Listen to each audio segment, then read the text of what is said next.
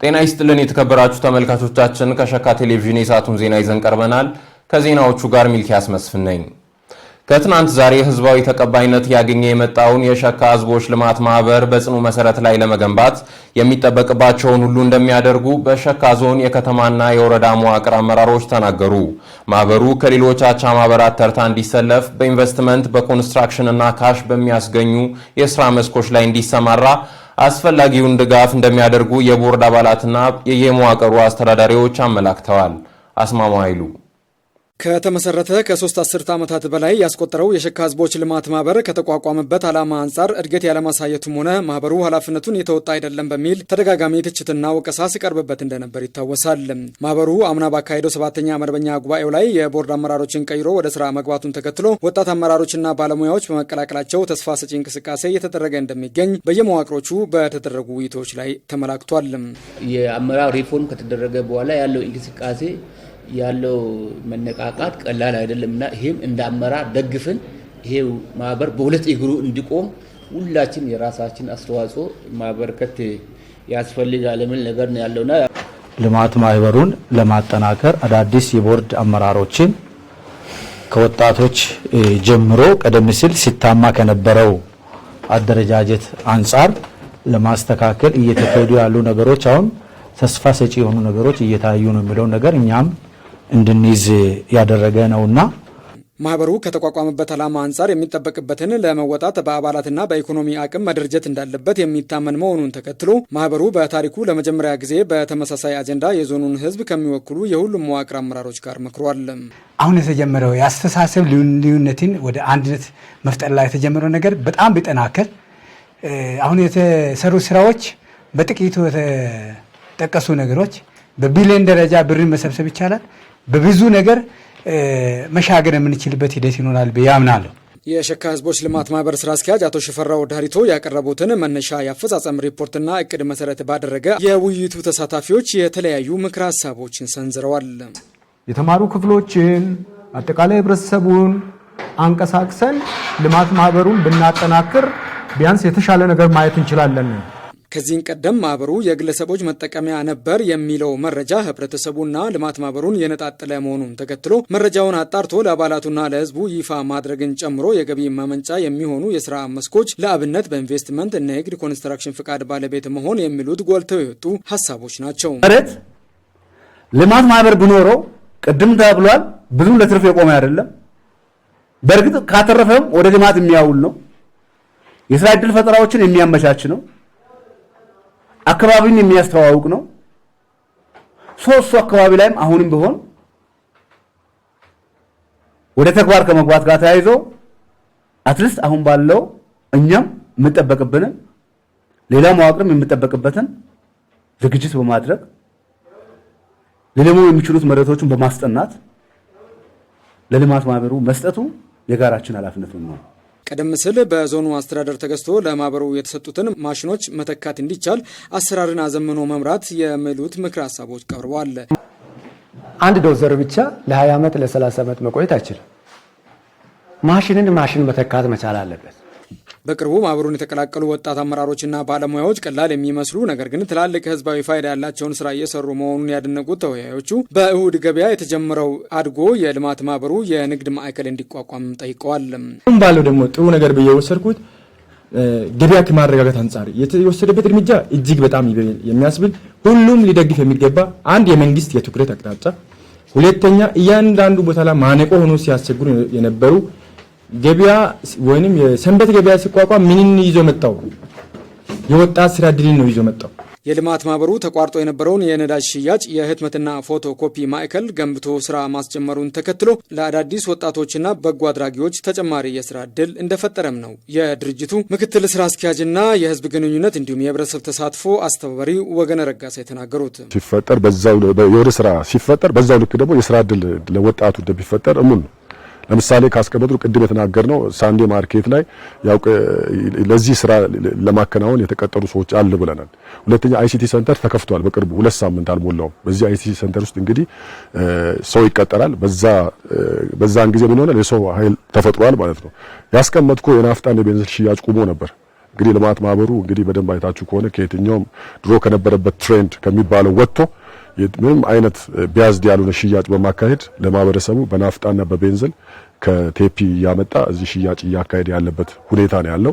ሌሎች ተግባራቶችም ይኖራሉ። አሁን ማሻ ከተባለ በዚህ በሆቴል ቱሪዝሙ ዘርፍ ገስት ሃውሱን በአዲስ መልክ ለመክፈት በመሰናዳት ላይ እንዳለ ለማስቀመጥ እወዳለሁ። በሁሉም መዋቅሮች በእኩል አቅም የህዝቡን ፍላጎት መሰረት ያደረገ ስራ ተጠናክሮ እንደሚቀጥል ያወሱት አቶ ወገነ ረጋሳም በአመራሩ የተጀመረውን ምክክር እስከ ታችኛው መዋቅር በማውረድ ማህበሩ የህዝቡ መሆኑን ማሳወቅ ተጠናክሮ የሚቀጥል ስራም ይሆናል ብለዋል።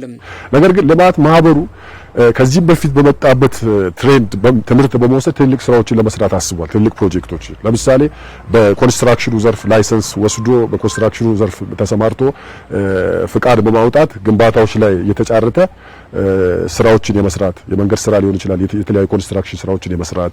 ሁለተኛ በሆቴል ቱሪዝሙ ዘርፍ የመንቀሳቀስ በተለይ ደግሞ በሶስተኛና በዋነኝነት ደግሞ በተለያዩ በኢንቨስትመንት አማራጮች ላይ መሬት ወስዶ የማልማት እሱም በቅመማ ቅመም ሊሆን ይችላል፣ በቡናና በተለያዩ በሰብል ምርቶች ላይ ሀብት አፍርቶ ልማት ማህበሩን በኢኮኖሚ የማበልጸግ ስራዎችን እንደሚሰራ ነው። የሸካ ህዝቦች ልማት ማህበር ስራ አስኪያጅ አቶ ሽፈራው ዳሪቶ ከትናንታችን ተምረን ነገን የተሻለ ለማድረግ ከቦርድ አመራር ጀምሮ ማህበሩን ከተቀላቀሉ ሰራተኞች ጋር ውጤታማ ስራ እየተሰራ መሆኑን አውስተዋል። አሁን ላይ ለምንሰራው ስራ የአባላት ቁጥር በእጅጉ ያስፈልገናል ያሉት ስራ አስኪያጁ በበጀት ዓመቱ ቁጥሩን ወደ 35,000 ለማድረስ አቅደው ስራ መጀመራቸውን አውስተዋል። የለም በሚያስብል ስታንድ ላይ ነው ያለው። ስለዚህ ህዝብን ወደ ልማት አላሳተፍንም ነው። 35,000 አባል የማፍራት ጉዳይ ዛሬ ተጀምሯል፣ ይቀጣጠላል። 60 አመራሮች ናቸው ቅድም የሰማሁት ከፓይለት አመራር ጋር ከቀበሌ ማዘጋጃዎች ጨምረው ማለት ነው። 60ዎቹ በስራቸው ባለሙያ አሉ። እነዛን ተመሳሳይ መድረክ አስፈላጊ ከሆነ እንፈጥራለን።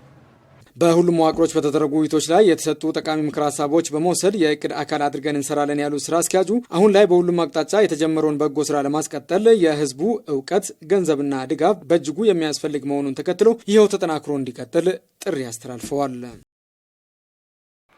በዋና ዋና የልማት ዘርፎች ተጨባጭ ውጤት ማስመዝገብ መቻሉን የክልሉ የመንግስት ኮሚኒኬሽን ጉዳዮች ቢሮ አስታወቀ። የደቡብ ምዕራብ ኢትዮጵያ ህዝቦች ክልል የ2018 የመጀመሪያ ግማሽ ዓመት አፈጻጸም ዙሪያ ቢሮ መግለጫ ሰጥቷል። አስታውሰኝ በቃሉ ያዘጋጀውን ጥንቅር እንዳልካቸው እንደሻው እንደሚከተለው ያቀርበዋል። መግለጫውን የሰጡት የክልሉ የመንግስት ኮሚኒኬሽን ጉዳዮች ቢሮ ኃላፊ አቶ የሽዋስ አለሙ በዋና ዋና የልማት ዘርፎች ላይ ተጨባጭ ለውጥ ማስመዝገብ መቻሉንም ተናግረዋል።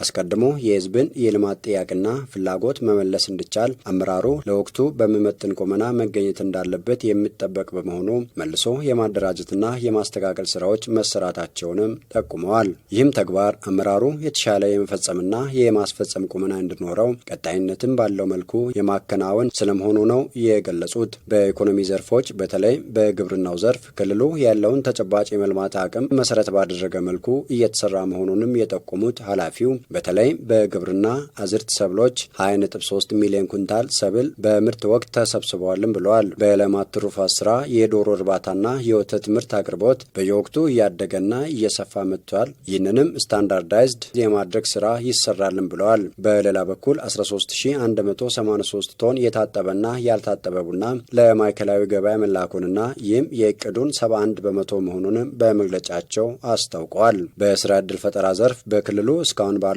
ለ24210 ዜጎች ቋሚ ስራ ዕድል መፈጠሩን ተናግረው በክልሉ የፋይዳ ዲጂታል መታወቂያ ተጠቃሚ ቁጥር ወደ 1.9 ሚሊዮን የማድረስ እቅድ መያዙንና እስካሁንም ለ231,000 ዜጎች መሰጠት መቻሉንም ተናግረዋል። በንግድና ኢንቨስትመንት ዘርፍ በክልሉ የንግድ እንቅስቃሴን ለማቀላጠፍና ነጻና ፍትሐዊ ግብይት ይፈጠር ዘንድም 33 ኬላዎችን የማንሳት ስራ መሰራቱንም የጠቆሙት ኃላፊው በክልሉ ህገወጥ የነዳጅ ንግድ የመከላከል ስራ በተጠናከረ መልኩ እየተሰራ ይገኛልን ብለዋል። ከገቢ አሰባሰብ አንጻርም የእቅዱ 80 ከመቶ በላይ መከናወኑንና ከአምናው ተመሳሳይ ወቅት ጋርም ሲነጻጸር የ44% ብልጫ ያለው ገቢ ተሰብስቧልም ተብሏል። መሰረተ ልማትንም በሚመለከት በትራንስፖርትና መንገድ ልማት ዘርፍ በየከተሞች ግንባታቸውን የተጀመሩ የተጀመሩ መናኸሪያዎችን ሰርቶ የማጠናቀቅ ተግባር እየተከናወነ ስለመሆኑም ጠቁመዋል። 20 የውሃ ፕሮጀክቶች በክልሉ እየተከናወኑ ይገኛል ያሉት አቶ የሽዋስ የሁሉም አፈጻጸም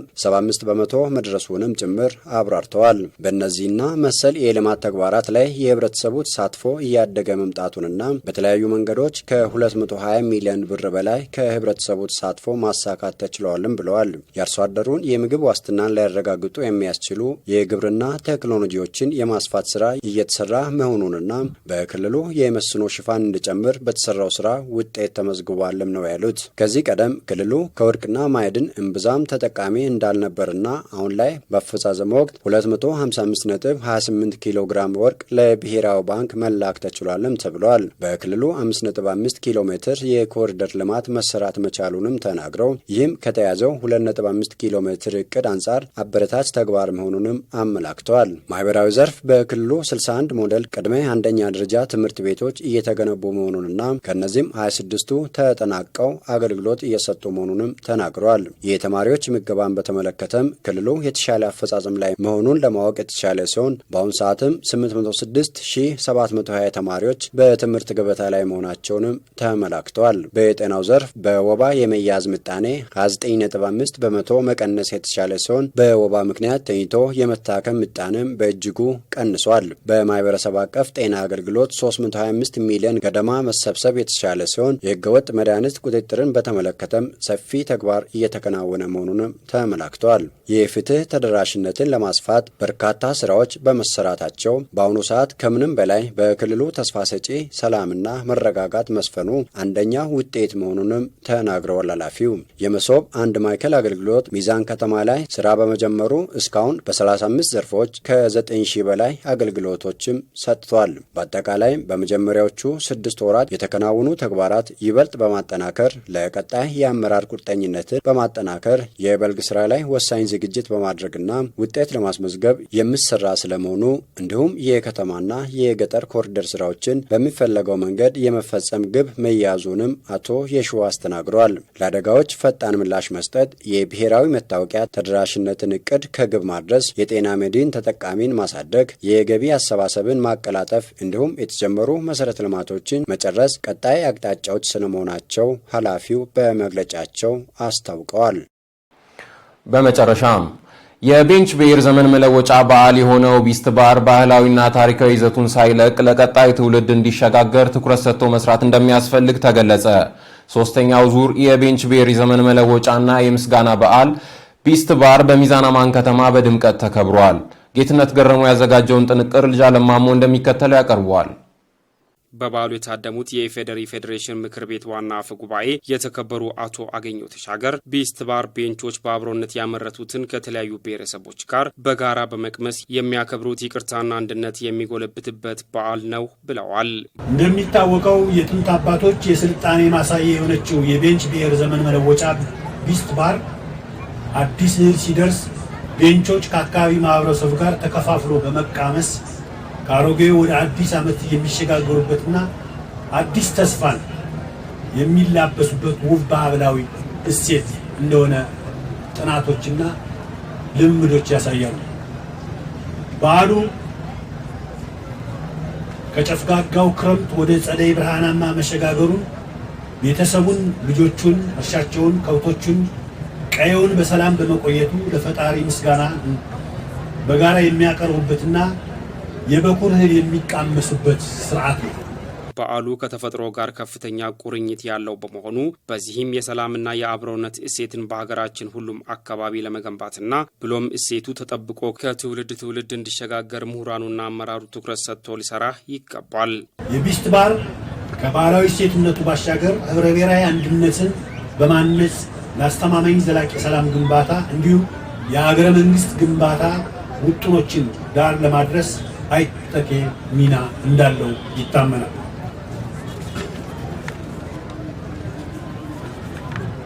ቢስት ባር የቢስት ባር እሴቶች ከተፈጥሮ ጋር የጠበቀ ቁርኝትና ከግብርና ምርት ጋር የሚተሳሰር እሴት ያለው በመሆኑ የቤንች ህዝብ በየአካባቢው ያለውን የተፈጥሮ ሀብት ወደ ልማት ለመቀየርና ብልጽግናን በቤተሰብ ደረጃ ለማረጋገጥ እንደ መስፈንጠሪያ አቅም መጠቀም ይኖርበታል።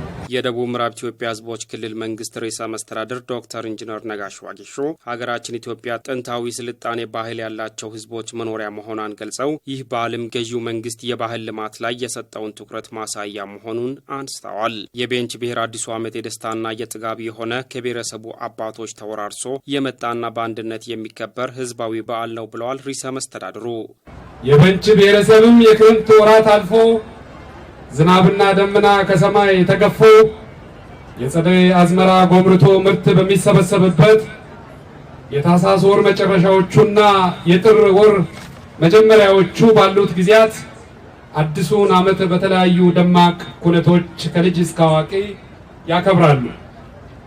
ይህ ወቅትም አርሶ አደሩ ከእርሻ 12 ጊዜያት እረፍት የሚያገኝበት የእርሻ ምርትን ተሰብስቦ በጎተራ የሚከማችበት ወቅት በመሆኑ አዲሱ ዓመት የጥጋብና የደስታ ዘመን መገለጫ ተደርጎ ይወሰዳል።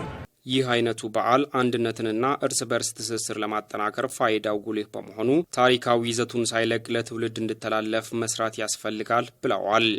የብሔረሰቡ ተወላጆችና ምሁራን የብስት ባህር ባህላዊ አስተምሮን ትውፊታዊ ዳራውንና ሀገራዊ ፋይዳውን መረጃ በማሰባሰብ በመተንተንና በመሰነድ ታሪካዊነቱን ሳይለቅ ከትውልድ ትውልድ እንዲሸጋገር መስራት ያስፈልጋል። ርዕሰ መስተዳድሩ የፌዴራል መንግስት በአካባቢው እየሰራ ስላለውና በቅርቡ የሚመረቀው ደንቢ ሎጅና የሚዛን አማን አየር ማረፊያ መሰረተ ልማት ስራን አስመልክቶም ምስጋና አቅርበዋል። ከኢኮኖሚ ልማት ስራዎቻችን አኳያም በቅርቡ በይፋ የምናስመርቃቸው የቤንች ሸኮ ዞን የዘመናት የልማት ጥያቄ የሆነው ዘመናዊ የአውሮፕላን ማረፊያና ደረጃውን የጠበቀው ገበታ ለትውልድ ደንቢ ኮሌጅ መሰረተ ልማት የመደመር መንግስት ትሩፋቶች ናቸውና እነዚህ ግዙፍ መሰረተ ልማቶች እዚህ ደረጃ እንዲደርሱ ግንባር ቀደም አስተዋጽኦ ያበረከቱ ክቡር ጠቅላይ ሚኒስትራችንን ክቡር ዶክተር አብይ አህመድን ራሴና በክልሉ ህዝብ ስም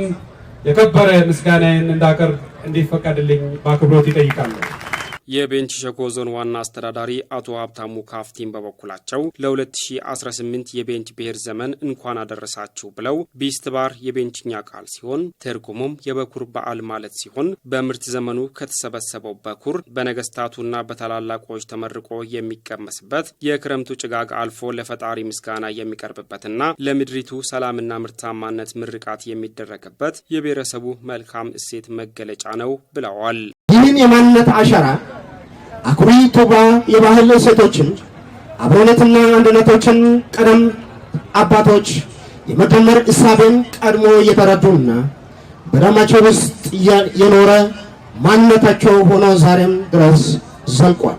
ቢስትባር በሰላም ለልማት፣ ለአብሮነት፣ ለወንድማማችነት ብሎም አብሮ ለመበልጸግ የሚያስችል መልኩ ጥቅም ላይ እንዲውል የብሔሩ ምሁራን ሚናቸውን እንዲወጡ የተጀመረው ስራ ተጠናክሮ መቀጠል ይገባል።